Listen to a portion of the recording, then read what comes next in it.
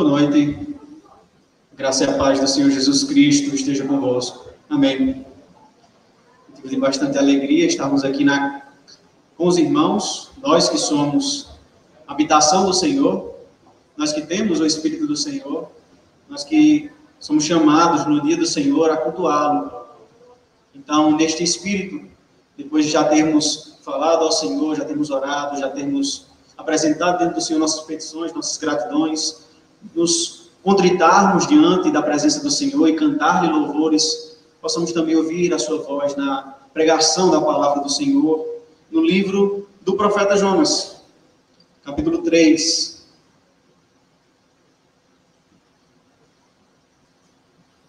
Jonas, profeta menor, geralmente tem uma dificuldade para poder encontrá-lo, mas vai passando Obadias, Amós, contemporâneos do profeta, vai estar lá Jonas, antes de Miqueias. Lembre-se que existem coisas que o ser humano ele não consegue entender. Até existe uma máxima que é repetida, seja por Tomás de Aquino, seja por Lutero: o finito não consegue compreender o infinito em sua totalidade. Isso seria ilógico. Isso também pode ser perceptível aqui. Na leitura de Jonas 3. Jonas 3, do 1 ao 10. Diz assim, a inerrante palavra do Senhor. Veio a palavra do Senhor, segunda vez a Jonas, dizendo: dispõe-te, vai à grande cidade de Nínive e proclama contra ela a mensagem que eu te digo. Levantou-se, pois, Jonas e foi a Nínive, segundo a palavra do Senhor. Ora, Nínive era cidade muito importante diante do Senhor, diante de Deus, e de 3 dias para percorrê-la. Começou Jonas a percorrer a cidade, caminho de 1 dia, e pregava e dizia: ainda 40 dias e Nínive será subvertida. Os ninivitas creram em Deus e proclamaram um jejum, e vestiram-se de pano de saco, desde o maior até o menor. Chegou esta notícia ao rei de Nínive. Ele levantou-se do seu trono, tirou de si as vestes reais, cobriu-se de pano de saco e assentou-se sobre cinza. E fez-se proclamar e divulgar em Nínive, por mandado do rei e seus grandes, nem homens, nem animais, nem bois, nem ovelhas, provem coisa alguma, nem os levem ao pasto, nem bebam água, mas sejam cobertos de pano de saco, tanto os homens como os animais, e clamarão fortemente a Deus, e se converterão, cada um do seu mau caminho, e da violência que há nas suas mãos. Quem sabe se voltará a Deus, e se arrependerá, e se apartará do furor da sua ira, de sorte que não pereçamos? Viu Deus o que fizeram, como se converteram do seu mau caminho, e Deus se arrependeu do mal que tinha dito lhes faria, e não o fez. Oremos mais uma vez ao nosso Deus. Senhor, com gratidão estamos aqui. O Senhor falou, pois a tua palavra é a tua voz. Faz com que entendamos, Senhor Deus, a tua palavra perfeita, na medida do possível, na medida que o Senhor nos deu a capacidade para compreender, mas que não somente compreensão, mas também vivência, proclamação a outros, Senhor, anúncio a outros das verdades da tua lei, verdades que são práticas em nossas vidas. Nos dá graça, Senhor, desvenda os nossos olhos, para que contemplemos as maravilhas da tua lei. Em nome de Cristo Jesus que te oramos e te agradecemos. Amém. Em inglês há um ditadozinho que, traduzido, seria mais ou menos assim: pode um leopardo mudar seus pontos? Esse ditado, curiosamente, tem uma origem até apontadas por uns bíblica. Se formos para Jeremias 13, 23, vai dizer o seguinte: pode acaso o etíope mudar a sua pele, ou o leopardo as suas manchas? Então, poderíeis fazer o bem, estando acostumados a fazer o mal. O cerne da questão seria que há coisas que para o próprio indivíduo ou pessoa é impossível. Por si só, não tem como mudar a cor da nossa pele. Por si só, em condições normais. Por si só, em condições normais, não tem como um leopardo mudar. Ah, vou botar listra aqui igual ao tigre. Não, não tem.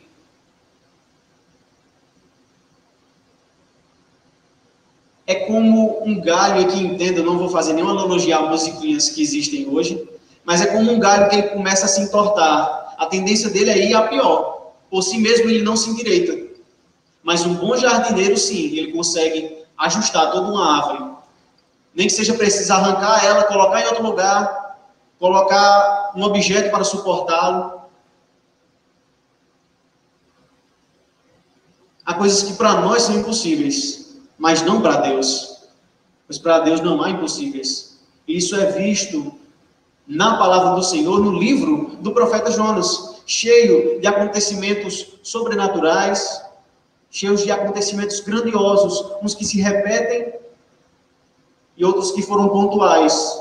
Só que para a gente entender melhor, especialmente esse capítulo de número 3, a gente precisa entender duas coisas que são bem particulares no mundo do Antigo Testamento, que são as questões das cinzas, do pó, do se lançar ao pó, e a questão do se vestir de pano de saco. O pano de saco é uma coisa que simboliza lamento. Seria a nossa roupa toda preta para simbolizar luto, tristeza. Só que não é tão forte. O pano de saco era mais forte, era mais usual ser isso. Hoje em dia tem se até perdido um pouco essa moda. O pano de saco seria semelhante àqueles sacos de feijão. Eles incomodam na pele. Eles são um tom mais enegrecido. E seria justamente para mostrar todo esse pranto. Tanto é que quando Jacó, ele pensa que perdeu seu filho, ele se cobre de pano de saco. Davi, quando ele estava prestes a perder o filho que o Senhor disse que iria morrer, ele também busca ao Senhor. É tristeza, é amargura. E o pó é justamente a questão de humilhação. Perceba que no castigo, na maldição dita para a serpente, é dito que ela ia rastejar sobre o pó, que ele ia comer o pó. Ao próprio homem é dito que tu és pó e pó tornarás. Jó, quando ele perde todos os seus filhos, ele se lança sobre o pó. Essa é a ideia. É uma ideia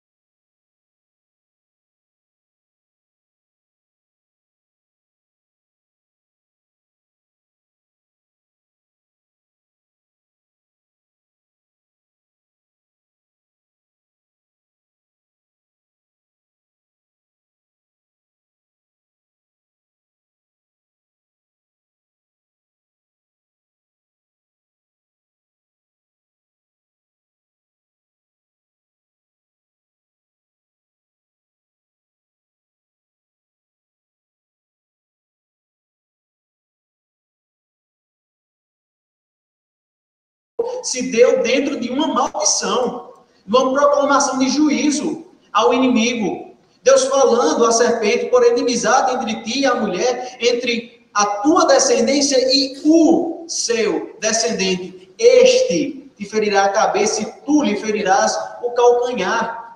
Chamado, desde os pais da igreja, como o proto-evangelho. Sempre teve juízo. A boa nova do evangelho sempre teve aqui, muitos chamam de má nova, mas é a realidade.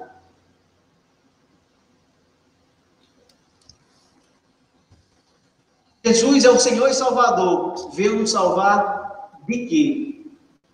Se veio nos salvar é porque estávamos condenados. Isso está centrado no Evangelho de Cristo. E Deus é um Deus justíssimo. Ele ama a justiça. Ele fará chover fogo e enxofre sobre os maus, como diz o Salmo 11. Ele é o Deus que é santíssimo. Na visão de Isaías, os próprios querubins proclamam isto, a santidade do Senhor incessantemente. Se Ele é um Deus justo, Ele vai retribuir a cada um segundo as suas obras. Se Ele é um Deus santo, os nossos pecados, que são uma afronta direta para com Deus, pequei contra ti somente, eles exigem compensação, isto é, retribuição. E a justa causa, o justo castigo é somente a morte, é somente de fato essa destruição. Justamente a mensagem do juízo aqui: 40 dias e Nínive será destruída. Essa é a justa paga pelo pecado.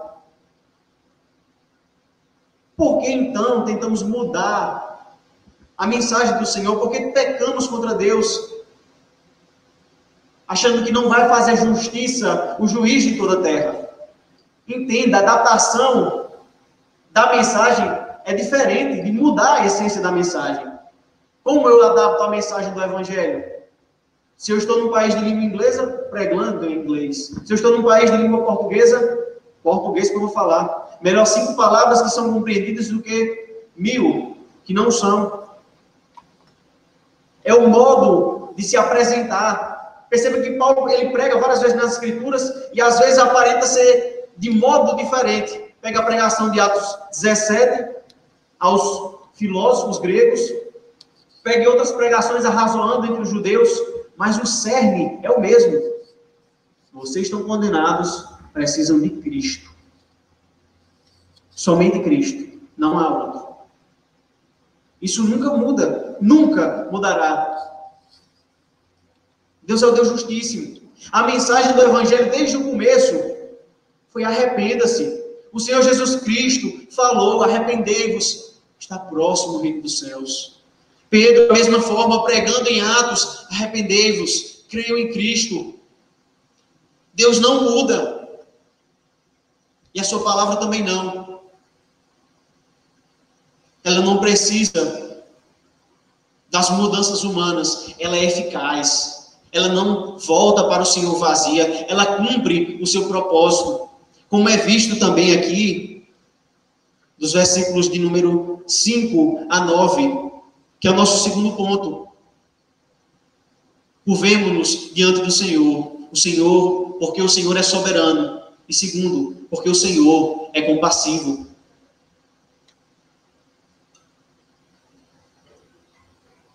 Perceba isto dos versículos de número 5 até o versículo de número 9 de Jonas.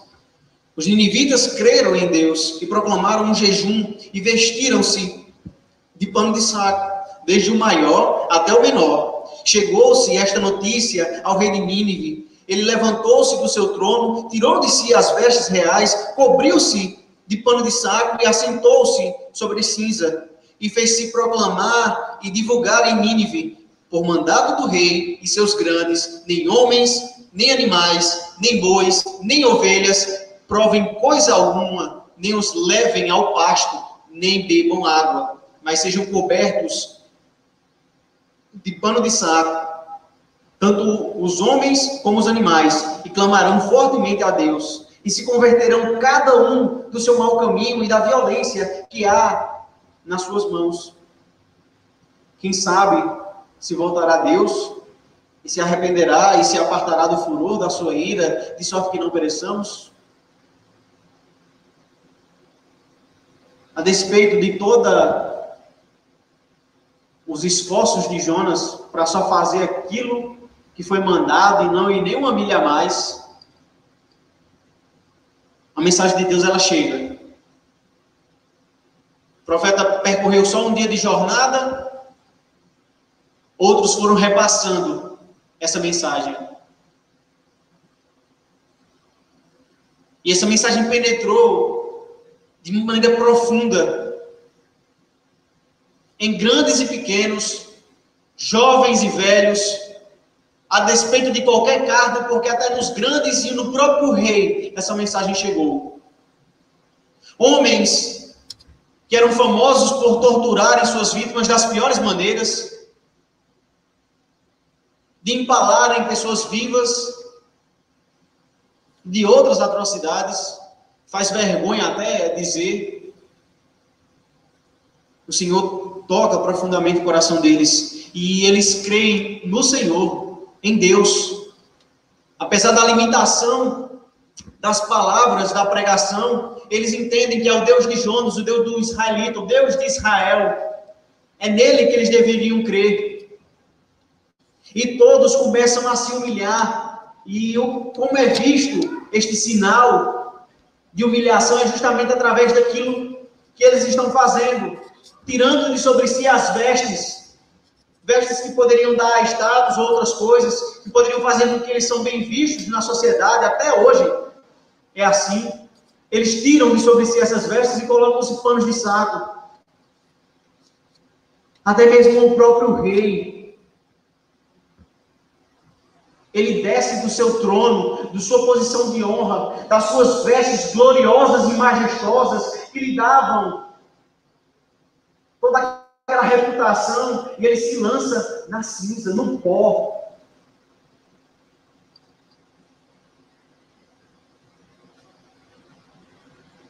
Todo o povo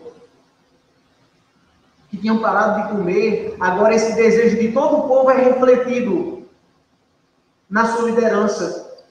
Não era a liderança obrigando, mas era todo mundo unânime. Estava todo mundo de mesmo sentimento.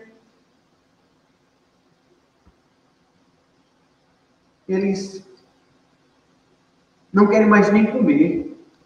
Entenda, na mentalidade veterotestamentária, especialmente judaica, comer é sinal de alegria.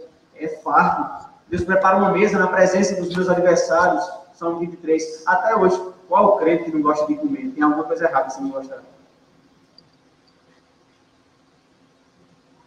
Mas é que eles se autonegam.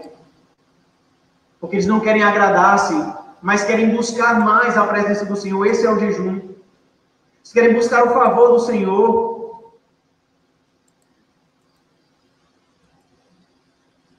Isso é sinal de arrependimento claro. Eles não usam o jejum para barganhar com Deus. Senhor, vou fazer uma campanha de jejum para o Senhor liberar aqui a namorada, o namorado, o emprego. É por perdão que eles estavam fazendo. Não é intrinsecamente errado orar por essas coisas, mas seu coração deve estar primeiramente em Deus.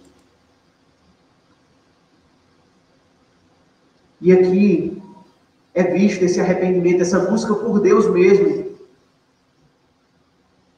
Porque o objetivo de arrependimento era claro. Cada um se converta, se arrependa. Temos cometido maldades. Foi de maneira tão intensa que até os animais eles colocaram um pano de saco. Colocaram para jejumar. Não é muito entendimento aqui, porque o animal não teria como se arrepender. O próprio Senhor vai dizer no final do livro que os habitantes de Nínive não sabiam distinguir entre a sua mão direita e sua mão esquerda. Era um povo que não tinha tanto entendimento, mas entenderam uma coisa, que o Senhor é o Deus justo e que eles precisavam crer no Senhor, depositar sua confiança no Senhor. E é de tal forma que eles se arrependem, que eles não sabiam nem se adiantar, mas ainda assim eles estavam compelidos a fazê-lo. Talvez Deus, ele não nos mate. Talvez o Senhor se arrependa desse mal. Eles não tinham nem certeza disso. Tem se levantado até uns dizendo que não foi uma conversão verdadeira porque outras gerações caíram no pecado. Não cabe a nós julgar outras gerações, cabe a nós olhar para essa aqui. E se a gente duvida, vamos abrir nossas Bíblias em Mateus, capítulo 12, e nos vai ser dito pelo próprio Senhor Jesus Cristo, no versículo 41. Ninivitas se levantarão no juízo com esta geração e a condenarão, porque se arrependeram com a pregação de Jonas. E eis aqui está quem é maior que Jonas. Então houve, de fato, arrependimento, houve contrição verdadeira diante do Senhor. Mas será que seria suficiente? Será que adiantaria?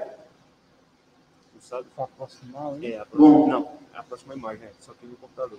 Aqui não dá, não. Só dá eles fizeram aquilo que os israelitas não queriam fazer. Eles nunca escutaram o que é dito em Joel, capítulo 2, versículos 12 a 14, quando o Senhor conclama o seu povo a se converter, a rasgar o coração, não veste, a ter um arrependimento sincero, e a jejuar e buscar o Senhor que é tardio em se irar. Essa expressão vai ser também presente no capítulo 4. Deus, um Deus longânimo, que é paciente. Talvez o Senhor, ele não traga o mal e ele dê uma bênção. Eles nunca escutaram isso, mas eles fizeram exatamente isso. Eles se converteram de fato ao Senhor e eles foram preservados.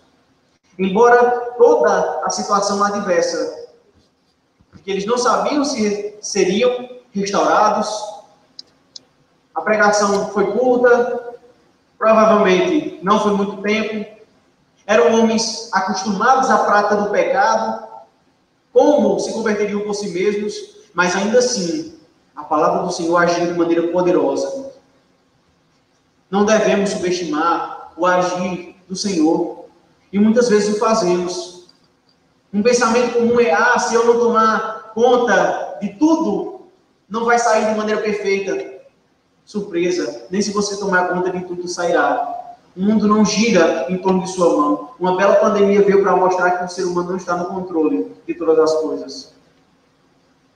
Ainda somos pegados de surpresa por pandemias, por vírus pequenos.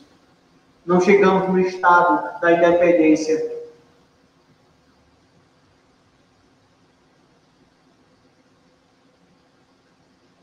É Deus que faz de maneira perfeita. E é eficaz. Totalmente eficaz.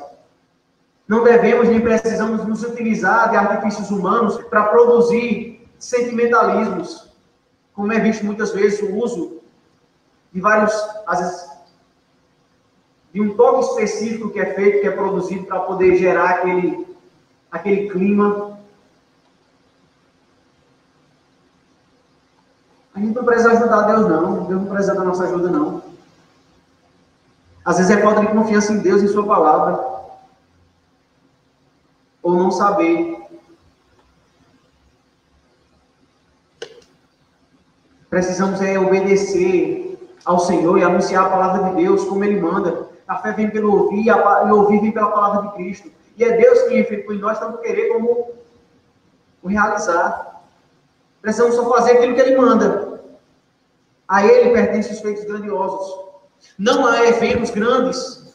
E aqui não é o erro nos eventos. Porque Deus opera nesses lugares também. Mas a nossa confiança nunca deve estar nas coisas grandiosas, nos meios, mas no Senhor que é grandioso e que usa.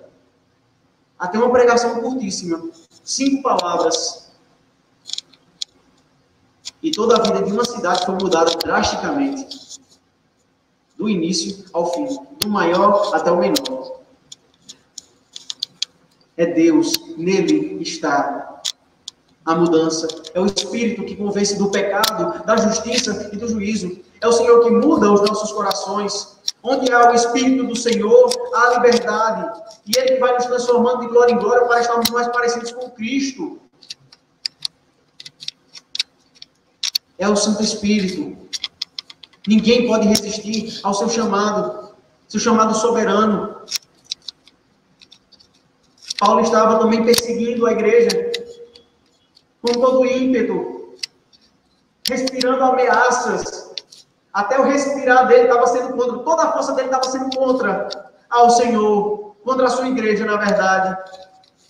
E é interessante o que o Senhor Jesus Cristo disse: Saulo, Saulo, por que tu me persegues? Saulo estava perseguindo a igreja, estava perseguindo a Cristo. Quem é, Senhor? Jesus Cristo, a quem tu persegues. Não houve escolha ali para Paulo, houve conversão, de fato. E ele foi totalmente mudado. E o pior dos pecadores, naquela época, que era antes blasfemo, agora ministro de Cristo, proclamador. Ele que antes encarcerava, agora estava sendo encarcerado várias vezes. Ele antes que atribulava, sendo atribulado por amor ao Evangelho de Cristo, à palavra do Senhor. Essa é a mudança radical, que Paulo nunca poderia se promover por si mesmo, mas o Senhor promoveu em seu coração. A luz de Cristo brilhou intensamente. E curiosamente, ficando cego, foi o momento que ele começou a ver de fato. E depois que as escamas caíram de seus olhos, ele viu de fato. Ele começou a ver verdadeiramente. E ele começou a ser luz para também aos gentios, a anunciar a luz que é Cristo. Este livro devia tocar no mais íntimo do coração dos israelitas, que também estavam passando por um período não muito bom. Se olharmos para 2 Reis 14, 25, onde vai dizer que o rei que estava governando ali, Israel, era Jeroboão II, e era um rei que fazia aquilo que era mal perante os olhos do Senhor. Essa expressão é muito repetida em Juízes, e é associada ao povo deixar o Senhor e seguir a idolatria. O povo de Israel que estava nessa situação devia também se voltar para o Senhor, porque se uma nação ímpia, ao ouvir a palavra de juízo do Senhor, se converteu, e o Senhor trouxe libertação, o mesmo poderia ocorrer a Israel. Isso é particular para nós, meus irmãos, que ouvimos também a palavra do Senhor, a palavra de Cristo. Santifica-os na tua verdade, a tua palavra é a verdade. Nós também escutamos a palavra do Senhor e devemos sempre nos contristar pelos nossos pecados. Não é mero ritualismo repetir o Salmo 51, João 1, até 2, Provérbios 28. Deve estar no mais íntimo do nosso coração isto, convertendo-nos de fato ao Senhor, porque Ele nos chama a fazê-lo.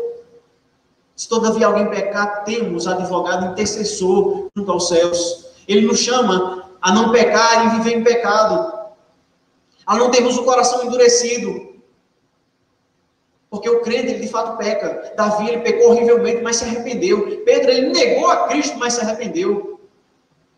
O ruim é quando não há arrependimento nenhum no coração.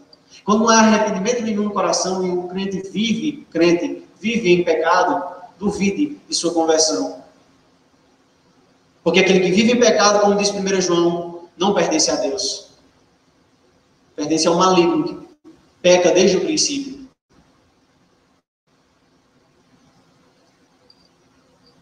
Essa mudança é proporcionada pelo Deus que não muda. Curvemo-nos diante do Senhor, porque o Senhor é soberano, porque o Senhor é compassivo, porque o Senhor é imutável. Veja o versículo de número 10.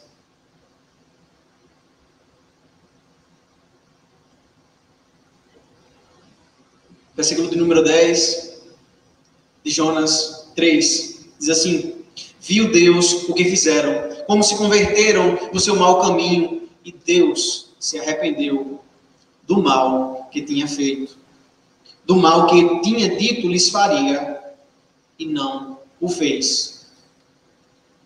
Bom, como é que esse povo foi perdoado? Deus não disse que ele seria destruído? Deus se arrepende? É isso mesmo que a gente está escutando? Que a gente está lendo? Aqui a linguagem utilizada é conhecida como antropopatismo. O sentimento humano sendo atribuído a Deus. Não tem aquelas expressões da Bíblia que diz: a mão de Deus estava com o seu povo? Deus é espírito. Não tem mão. É uma maneira para que a gente possa entender. E isso é confirmado porque é dito nas Escrituras que Deus ele não se arrepende, ele não é igual ao filho do homem para que minta nem se arrependa. Em Números 23, versículo 19, Números 19, versículo 23. Ele é santo, santo, santo, nele não há imperfeição. Nem a sombra de variação de mudança. Deus não pode ser nem tentado pelo mal, como diz Tiago, nem tentar. O Senhor, ele não muda, ele diz lá em Malaquias: eu não mudo, por isso a casa de Israel não é destruída. E é dito de Cristo em Hebreus, que ele é o mesmo ontem, hoje e sempre. Então, o ponto da linguagem aqui é apenas para que a gente entenda que Deus ele não fez o mal que seria derramado, de fato, se eles continuassem naquele pecado. Essas linguagens, por vezes, é utilizada porque nós, de maneira alguma, compreenderemos a Deus em sua totalidade. O finito nunca compreenderá o infinito em sua totalidade, porque não seria finito, seria infinito. Só Deus prescruta até o mais íntimo dele mesmo. Só o Espírito do Senhor conhece totalmente o Senhor. Só o Filho pode revelar o Pai. O que conhecemos é por revelação. E a máxima é aquilo que é dito em Deuteronômio 29, 29. As coisas que conhecemos é nossa e dos nossos filhos. A que não conhecemos, a Deus pertence. Deus o sabe. Isso não nos compete buscar. Perceba que aqui não foi uma mudança de plano de Deus. Se a gente voltar para um profeta que é um pouco anterior, a gente vai entender por que não foi uma mudança de plano. Porque se a gente olhar para Jeremias, capítulo 18, versículos 7 a 8, vai dizer o seguinte: no momento em que eu falar acerca de uma nação ou de um reino, para o arrancar, derribar e destruir, se a tal nação se converter da maldade contra a qual eu falei, também eu me arrependerei do mal que pensava fazer. Aqui a probabilidade é uma ideia de condição, não é um vaticínio. Vai acontecer indubitavelmente. Jonas vai pregar em Nínive, vai ser indubitavelmente. Não importa o que aconteça, Jonas vai pregar em Nínive. Aqui é tipo, se você está tomando um veneno, você vai morrer. Você vai morrer absoluto? Ela é verdade, mas depende de você tomar o veneno. Se eles continuassem naquele caminho, eles certamente morreriam. Se Adão e Eva tomassem da árvore, certamente morrerás. É certeza, mas tem uma condição. Essa linguagem que aqui é utilizada. 40 dias e Nínive será destruída. Se continuar assim, a morte é certa. Mas eles se arrependeram. Eles não tomaram desse veneno. Existem probabilidades. Se você lembrar da própria Senhor Jesus Cristo falando, se terem esse dom, ou visse tantos milagres, eles se arrependeriam. Então é uma condição. Se aquela condição fosse cumprida, haveria isso. Mas Deus assim não quis. Diferente de Sodoma e Gomorra, a gente pensava que poderia ser mais ou menos assim, porque os pecados subiram diante de Deus, eles são preservados. Eles não são destruídos. Para exemplificar, nós também somos pecadores. Todos pecaram e carecem da glória de Deus. Não há um justo, nem um sequer. Romanos 3, de 1 a 23, dá um belo exemplo e faz um serviço perfeito à doutrina do pecado, pois expõe de maneira perfeita que o ser humano é pecador. Que não há um só justo, não há quem busque a Deus por si mesmo. E que o salário do pecado é a morte, em Romanos 6, 23. E Deus é um Deus justíssimo. A conclusão é óbvia. Ah, mas Deus é compassivo. Tranquilo. Como é que Deus vai fazer para mostrar seu amor e a sua justiça sem se contrariar? Essa é uma das grandes perguntas que vem a nós. E a resposta perfeita a essa pergunta é o nosso Senhor e Salvador, Jesus Cristo. Em Cristo, a justiça e a misericórdia se encontram de maneira perfeita. Ele é o único caminho que temos para chegarmos ao Pai, porque Ele tomou sobre si a nossa dívida, esse castigo que nos traz a paz, estava sobre Ele. Por causa de suas feridas, porque Ele foi humilhado, porque Ele sofreu a destruição. Se pergunta o Salmo 90, quem conhece a ira de Deus? Cristo conhece, porque Ele tomou na cruz a ira que devia cair sobre nós, a morte certa que devia cair sobre cada um de nós, mas Cristo pagou isto e nos transportou desse reino das trevas para o reino do Filho do seu amor. Ele tomou a maldição do pecado para que nós pudéssemos ser abençoados e ter a bênção de Abraão. Temos o Espírito. Nós que estávamos mortos em nossos delitos e pecados, que por nós mesmos não teríamos condição de salvação. Porque eu nunca vi um morto segurar um bote para salvar porque está afogando, porque já está morto. Mas Cristo nos ressuscita dessa condição espiritual. Os mortos escutam a voz do Filho do Homem e saem de suas tumbas. Também na pregação, onde a palavra de Deus é pregada de maneira fiel e escutamos, e não deveríamos nos endurecer. Nós temos o perdão, a graça, porque o nosso Rei, Ele desceu da mais alta glória até a cruz. Ele se esvaziou, Ele se humilhou. Ele sofreu a maior humilhação. Ele clamou e não foi ouvido, para que nós pudéssemos clamar e ser ouvidos. Ele disse: Deus meu, por que me desamparaste? Mas o veredito dos homens foi invertido, porque na ressurreição foi declarado que Ele era justo. O inocente foi condenado para que nós pudéssemos ser aceitos.